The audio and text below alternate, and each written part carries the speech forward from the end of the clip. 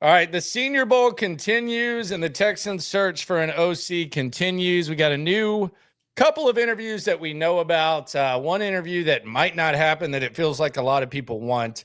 But it's a busy Thursday with two interviews. Cody Stoots live from Alabama has the latest on that. Yeah, lots of Senior Bowl stuff that we'll get to at some point, either here or on my channel, certainly on Houston football. And then the two interviews tomorrow kind of leading up to that. I mean, they've been busy. I mean, it took D'Amico Ryans a week to fire Bobby Slowick. It took them 2 days to kind of put their list together. And then they talked to two guys on Monday. They talked to a guy yesterday. Didn't have anybody today. They got two tomorrow. Senior offensive assistant Bill Lazor is an in-house interview candidate. He's going to get the shot. And then the one that I've been hoping for since the process got started, Rams tight end / pass game coordinator Nick Kayley, going to get an interview tomorrow as well. So, yeah, busy week for the Texans. And on top of all those interviews, out here in Mobile trying to find the next Houston Texans to help them win football games. Yeah, I think you can go either way. Like you can go, I mean, you can make a case for and against with all of these guys. You can also acknowledge that there's trust issues with just the entire offensive process from evaluation all the way to coaching, et cetera. So there's a lot going on. I think the Lazor thing, much like the Gerard Johnson, I think they're the most necessary interviews just to kind of get their take on what went wrong and how they would fix it and stuff. But it would be surprising to me if it was an in-house candidate for sure. I would be very, very shocked by that. It also too, like, I mean, Jeff Nixon is probably the best non-in-house candidate they've talked to this point. And I would put him ahead of promoting Bill Lazor from whatever the title he actually had and whatever he actually did to offensive coordinator. I mean, he's run offenses in the NFL like 3 different times and it hadn't stuck. And I think that's for a reason. You know, some guys aren't ready for the headset, and it feels like Lazor is probably better as a, assistant role than a coordinator. But this overall list, comparing everybody else to Nick Kayley, it's a pretty weak list when you think about some of the other lists that other teams went through and talked to and some of the hires that they made. Like the list overall, like Gerard Johnson is not a candidate for anybody else. Bill Lazor's not a candidate for anybody else. Thad Lewis is not a candidate for anybody else. Jeff Nixon's not a candidate for anybody else. And then Nick Kayley has talked to the Buccaneers already. So the totality of the group is a pretty weak group. Obviously, if they end up with one of the guys that you don't like from that group, it's going to be a disappointing end to the search. But they end up with Nick Kayley versus the other guys in the group. And you feel like, okay, the process, maybe it's not the most incredible, impressive process, but they ended up with the guy that was the best candidate from the crew. Yeah, I would agree. I think Kayley's the one that would probably get the most people excited. I think there's valid. I think Bieneme asked the question, what separates him, and I think any skepticism, I think it's as simple as he hasn't called plays before would be the main source of skepticism. But it's not like there's some home run. The home run, I think, would be Chip Kelly, but we have no confirmation or anything about Chip Kelly getting interviewed. It seems like he's the people's choice. Seems like there's natural connections, but we have no confirmation on that. We haven't heard anything on that. So that's kind of where it is. Maybe he's the Friday guy. They've been busy all week. They take Wednesday to get reacclimated, and then maybe they talk to Chip.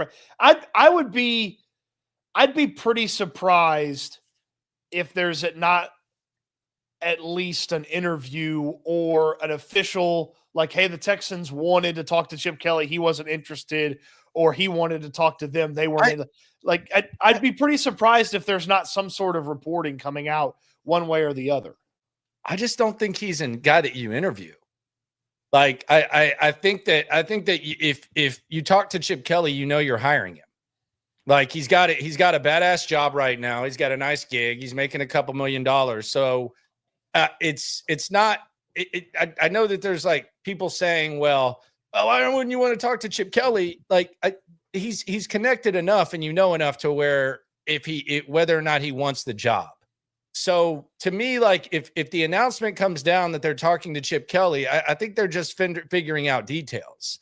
I don't think this is like people talk about this process, and I'm sure in certain cases it's true, but they talk about it as if it's like they went on LinkedIn or something and they looked at these potential candidates. Like they have a pretty good idea what they want to do.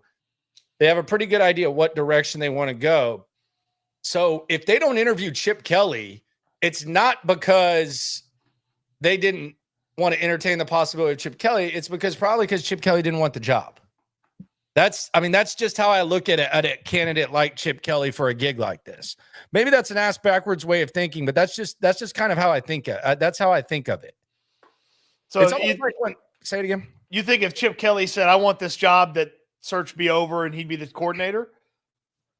If they wanted him, I think when they talk to him, they know that he wants the job.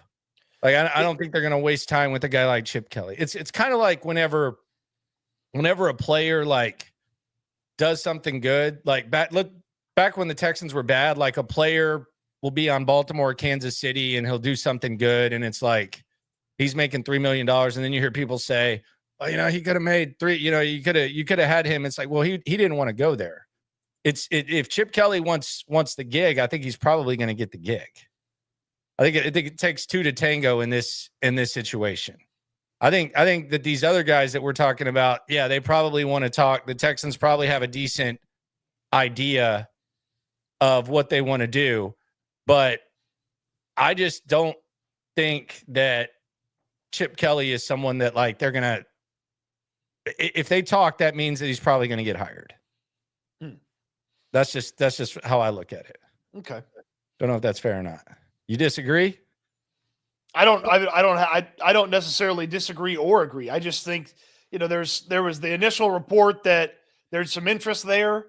And yeah, but it's the same guy who said that there was interest in the Jags. Like that was like whatever Jones reported, like it kind of goes out the window because his report sucked. Like he literally said that a team that had just hired a guy who was going to call plays was interested in Chip Kelly, and it never made sense, and it was immediately dismissed, and it was side by side with the Chip Kelly report. So that report, to me, throw that out the window. That was an ass report that was probably from an agent. Maybe I'm playing too much. Maybe I'm trading my media trading cards too much, and I'm being too nerdy. But when a guy comes out and says that a team that clearly would not and is not interested in Chip Kelly is interested in Chip Kelly, and it's side by side with the report that the Texans are interested in Chip Kelly, forgive me for kind of dismissing that report. Well, is that fair? Half the report could be true and half the report could be untrue. Or it could be coming from an agent that's trying to just put some interest out there. Well, then Chip Kelly's got the worst agent in the history of mankind. Yeah, he's interested in the Jags job. No, he's not. He's not going to call plays there. It just seems like that would all come from the same place. Yeah, I mean, if you just say, hey, well, actually that report, it's awful, and he's not going to be like it's awful because of the Jaguar thing, and so the whole report's out. Then Chip Kelly has basically never been linked to the Texans at all. Yeah, no, I would probably say that. I think there's logical speculation. I don't know who it was. It like came across my timeline. Someone was. I mean, here's the thing about the agent though. Like the agent wouldn't screw up like that because he's got one of the best agents in the world. It's Jimmy Sexton. Like, well, then I don't know where the guy's getting it from. Well, I'm just saying half the report could be true, and then half the report could suck. Because you don't have to get the full. I put the full report out. I didn't have to get all the information from the same place. Okay. And I'm focusing too much on the report. The bottom line is the Chip Kelly dialogue. I think it came across my timeline yesterday. I don't know who it was. I want to credit him, but they were like complaining about, well, there's no official interview set up. And it's like, no, people just want Chip Kelly to call plays. Like that can happen. Like people like it would be the best potential hire. Like it's not whether the interest is there. I think it's like two separate things. But I don't buy that report at all. Sean Gregg says Gruden for OC. John Gruden turned down the Saints offensive coordinator job last year. And I would think that if John Gruden wants another crack at things, John Gruden's going to be a head coach. So I don't think John Gruden's getting an OC crack. Bo has a Senior Bowl question for you. Cody, is Luther Burden at the Senior Bowl? Do you think he'll be around late first round? He is not at the Senior Bowl. And tell the people who that is. I always hate when people just say names and don't say position and stuff. Yeah, so Missouri Tigers wide receiver Luther Burden III, who was way better in 2023 statistically than he was in 2024, but Missouri was way worse on offense overall. He's only a junior, and not every junior gets a nod at the Senior Bowl. They allow select juniors to the Senior Bowl, but it's primarily players who have played 4 or more years. Burden has not done that. And he's widely considered by most to be, depending on if you could count Travis Hunter as a wide receiver or not, Burden's widely considered to be number 2 or number 3 on a lot of people's boards right now. So is he available at the end of the first round? I hope so. He'd be awesome for the Houston Texans. It feels like I'm hoping more than living in reality with that, though. So yeah, he'll be one. He'll be one of the many names that emerges for sure. The combine's actually going to be wide receiver heaven. I think that's where we see majority of the big names. Yeah, I mean, I think you're going to get combine's going to be awesome for running backs and wide receivers. It's going to be a hell of a time. There's been a lot of talk about like the Tyler Warren thing. I just don't see him getting to 25. I don't see him getting past Indy, to be honest with you. I talked to just a couple of draft people around here, and they're like, top 10. They're like, Indy. He's not getting out of the top 10. Yeah, they regret not aggressively pursuing the. I'd be shocked if Tyler Warren's not a Jet. They I feel like they're kicking themselves for not getting Brock Bowers back in the day. Last year. Sorry, my brain's fried. It's been a long day. Sorry. 10 months ago, back in the good old days, back in pleasant times. Well, as good as I do. No, I know. I know about brain fog. A year as a Jets fan is not like a year for anybody else. It's like 10 years. Shoot, a year as a Texans fan, a year as covering the Texans can sneak up on you in a lot of times. A year ago, they had Robert Saleh, and Aaron Rodgers was coming off of an injury, was going to take them to the promised land. A year later, Woody Johnson's kids run the team, and they don't sign players because of Madden ratings. And Joe Douglas was the best GM, and he'd stockpiled all this young talent, and they had the offensive and defensive rookies of the year, and one of them wasn't even Breece Hall, like Garrett Wilson, Breece Hall, like in Sauce. Yeah, and now, yeah. All right, David, this is a good question. I think this is a good one. From a Missouri wide receiver to a Missouri wide receiver connection. So Cody, where were you when Brian Cushing was drafted? This is a good. I want to know this too. Where were you when? So what have you been?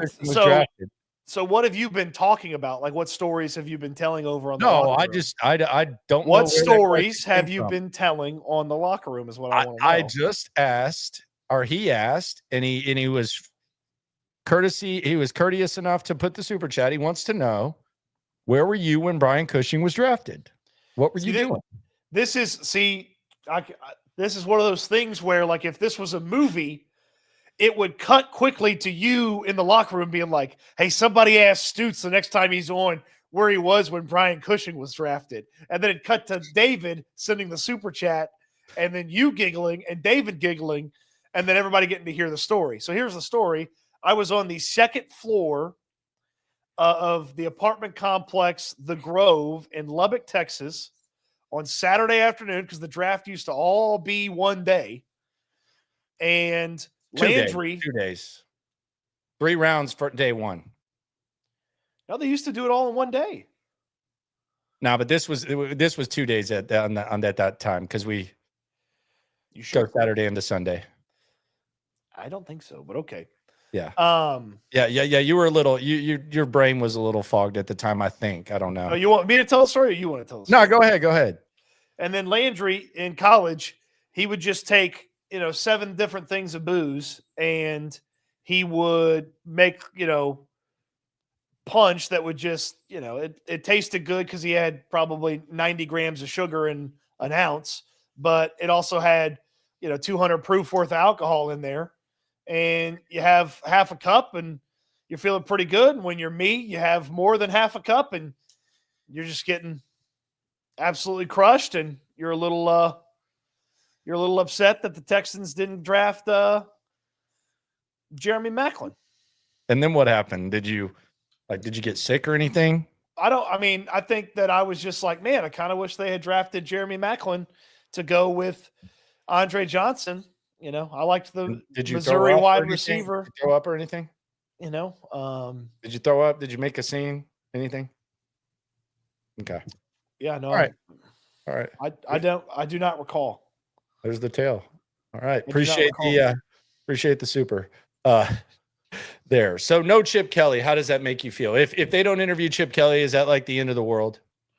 No, because Nick Cayley is my number one guy. If they get Nick Cayley, then there you go.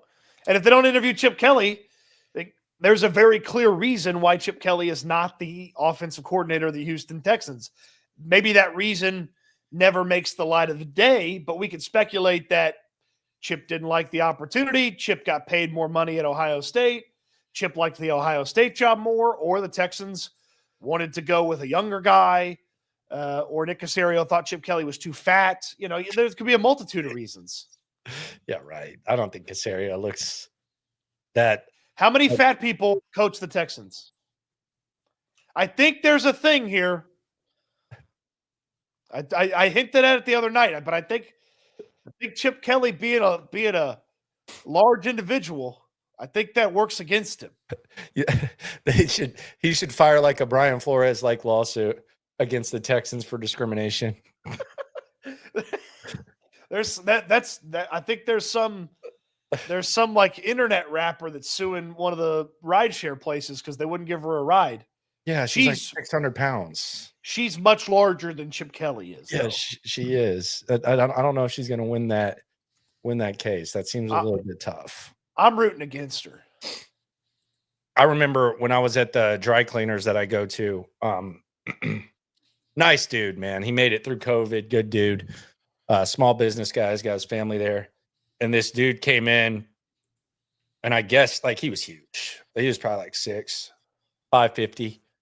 And I guess they charged him more for his shirts than what it was. And he was like talking about how it was discrimination. And I was just sitting there minding my business. I'm just sitting there. I can't wait to hear what you had to say about this. I'm chilling, dude. I'm just like, what'd you say? My guy's like, English. Hey, fat ass. Why don't you take it down to the ocean where it actually fits and go down there and wash it down there, fat boy? No, I was just chilling. I was just minding my business. I was looking at my phone, acting like nothing was going on. And then he tried to involve me. Start fake shaking when he walked? He tried to involve me in the conversation. Oh, God, he made a huge mistake. He was looking for an ally. He found an enemy. I was just like, man, I really don't want to be involved in this, man. Just do what you got to do. He's like, I'm like, brother, your shirts are like 4 times bigger than the average shirt, man. Like, I don't know if it's like a one size thing. Like it kind of takes up more room in there. And he's like, oh, you too. I'm like, man, you asked me, man. I'm just trying to chill. It does take up more space in there. Like the thing, it takes up a little bit more space. That's it. So Chip Kelly might have to, if this is the case, if the Texans just don't want to hire Chip because he's a little bit chubby, maybe Chip Kelly has a case. Maybe the Texans better lawyer up. Maybe Chip Kelly didn't like all the healthy food in the cafeteria. He's like, you know what? These great big fat people out here in the Midwest, these are my people. So the Nick Cayley thing I think is interesting. I think this is if I had to guess right now, I would say this is probably the direction they go. Mm-hmm. If I had to guess, I would say this is going to be. I could see this hire being made on Friday, perhaps Monday. I think this is probably the direction they're going to go. It feels that way. I mean, you look at the rest of the candidate list, and who's got a puncher's chance when if you put them up side by side, who's got a puncher's chance? Jeff Nixon is really the only one that's got a puncher's chance. Like, you can't hire Bill Lazor to be the offensive coordinator. You can't hire Gerard Johnson to be the offensive coordinator. You damn sure can't hire Thad Lewis to be the offensive coordinator. Yeah, I mean, you can hire either one of them. This is just the one that makes the most sense. I mean, that's really where I'm at. Like it just seems like the one that makes the most sense. I've never heard Kayley talk. I'm kind of intrigued by what that would sound like. But between the Caserio connect, the D'Amico connect, the philosophy, I think this would be the right guy. I did say this earlier today, and it's just the start though. Like I'm hoping this interview isn't, hey, Nick, how would you fix this offensive line? Like, how do you think you can get the most of this five? Or what do you see in Xavier Hutchinson and John Mechie? Like, I'm hoping that it's more philosophical and those types of things. Like, so Kayley it's a fascinating interview that will occur tomorrow because he interviewed for the job 2 years ago. And now he gets to basically show off what he learned from Sean McVay and what already made him a candidate, I'm sure, from back in the day. Like, how did I improve upon it? What did I learn from the last time I did an interview to this level? And like, this is how I've grown and I'm better in 2 years. So he gets to like show off himself. But I'm with you. Like, there are some very important questions that, like, again, it feels like this is where they want to go. So I don't know that he could really, blow it, or, maybe he goes in there and he's like, actually, Shaq Mason, gotta have him. Like, okay, we'll see you. But like, I'd be very interested to hear how he would answer some important questions. Like, what's the move for fixing this offensive line? Where do you feel like Stroud struggled that can't be fixed? Where do you feel like Stroud struggled that can be fixed? I also think there's like a bro element to it. Like, if like, let's say you and me make a lot of decisions, like whatever, like where to eat or what to bet on or whatever, like how to do a video or something like that. And I think trust is developed when you're a duo making decisions. And like, if I make a bad choice, then the next time we make a choice, you're probably going to give me shit for it, like in your passive aggressive way. And then I'm probably going to be more willing to compromise as to like what we would do and how we would handle the situation. And I think Nick Caserio, last time they made this decision, wasn't too long ago. I think he just kind of took a back seat and let D'Amico Ryans bring in Bobby Slowick. And I'm sure a lot of the dialogue was maybe Nick trying to get to know Bobby Slowick and D'Amico probably reminiscing with Bobby Slowick and them talking about the offense that they know and all that type of stuff. And that didn't work out. So now you kind of have like a situation where the guy knows D'Amico and he also has like the Patriot background with Nick Caserio to where there's that type of thing. So if you are D'Amico, like much like if I pick a shitty restaurant, you're probably going to be willing to compromise a little bit more because it didn't work the last time you were there. So you kind of meet in the middle. So I think Caserio is probably going to be pretty excited about this Kayley interview as well. Yeah, definitely. You also, if you're Nick Caserio, you don't want to oversell it. Like, kind of throw it in the, hey, my guy a couple of years ago. It seems like the move a couple of years ago was actually Cliff Kingsbury. It wasn't Kayley or Bobby Slowick, but that's not the road they ended up going down. And then it seems like the move now is Nick Kayley. And yeah, that's probably a Caserio guy that they brought to the equation. But as well as I do, as much as Caserio could like the guy or want the guy, like, this is fully 100% a D'Amico Ryans decision, and he's the guy that rubber stamps it. I just wonder if D'Amico now maybe realizes I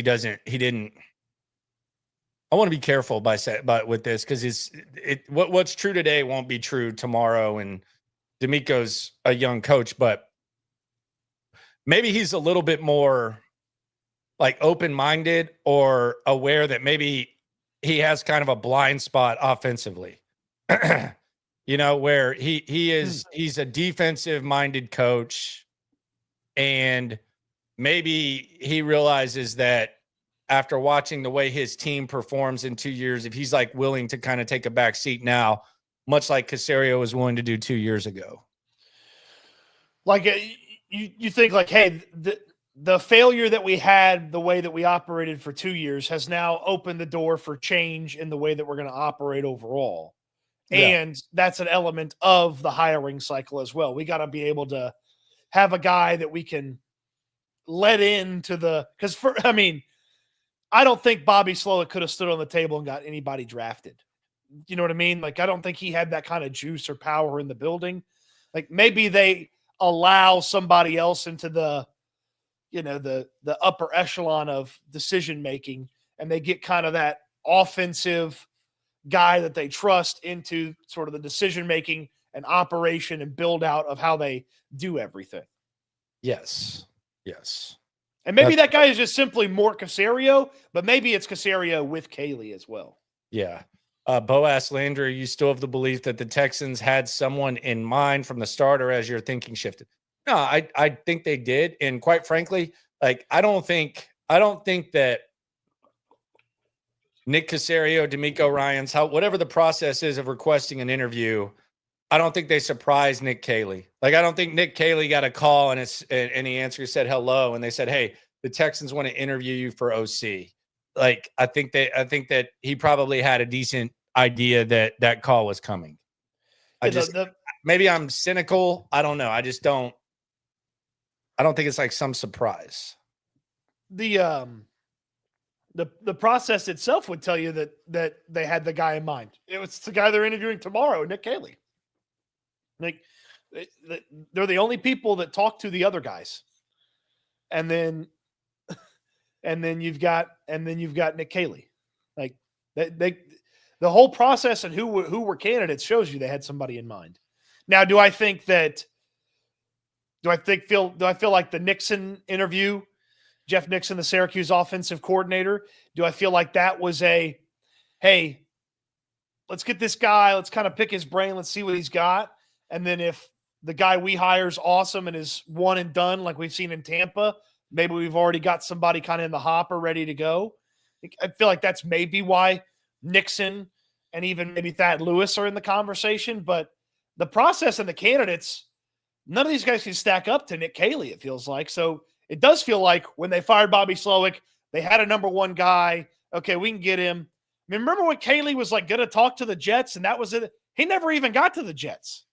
Yeah, it's a mismatch. It's a legitimate mismatch with Nick Kayley versus these other guys. And there's still healthy skepticism, I think, fair about Kayley. DJ Amazing's asked, do you think the Texans even look at Tyreek? I wouldn't. I mean, I would not.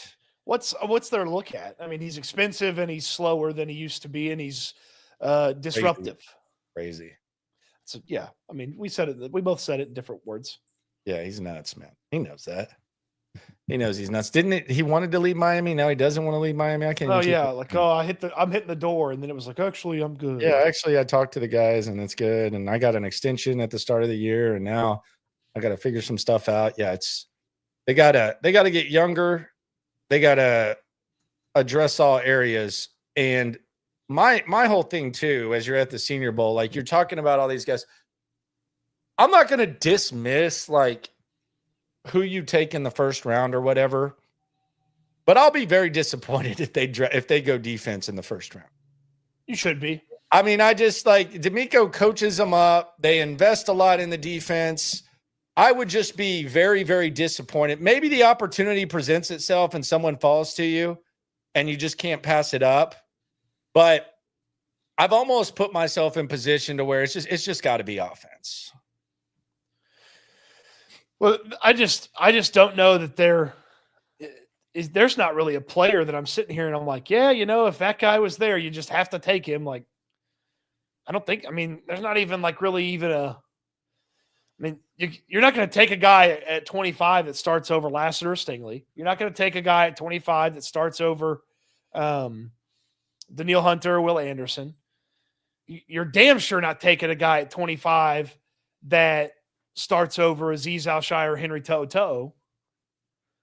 So, like, you're going to take a backup at 20? That's not good football. Yeah. Not when there's guys that are going to be guys that can start for you on offense at a variety of spots. Maybe it's tight end, maybe it's wide receiver, maybe it's guard.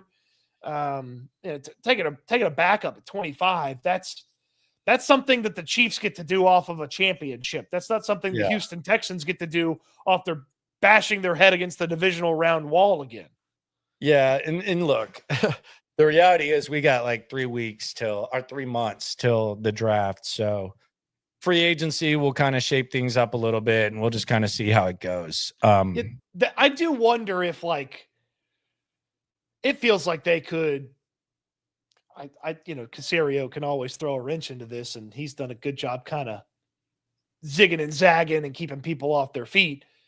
It feels like how they operate in free agency is going to put a pretty clear picture on how they need to operate in the draft, especially early. Yeah. If there's not a legitimate guard that gets into the conversation during free agency and they end up with that guy, then it's going to be pretty clear one of those first 2 picks needs to be an offensive lineman. Yuck. Well, look, I know that they've had a bad job evaluating offensive linemen. You can't just not get them. Like, you got to keep trying. Yuck. Well, it's like eating your vegetables. You just got to do it. I like veggies, though. Yeah, well, sometimes it's that crappy microwaved steamed broccoli that doesn't have any texture or taste to it. It's good stuff. Put some salt and pepper on it, mix it around, get it steamed in the bag. It's nice. Yeah. Put some ranch on it. That doesn't beat like a really crisp, nice, well-cooked French green bean, though, like. Look at you. All right. Appreciate y'all. Clearly, I know a lot about vegetables based on my look. Cody Stoots is in Alabama. He's had a long day today. The Texans, they got a long day tomorrow. Who should they hire? What should they do? Have we gotten the point where it's Kayley or bust? What say you? No matter what you say, always remember when it comes to this Texan stuff, we're all in it together. Eat good, sleep good, be good. We'll talk Texans again soon. Thanks for watching, everybody.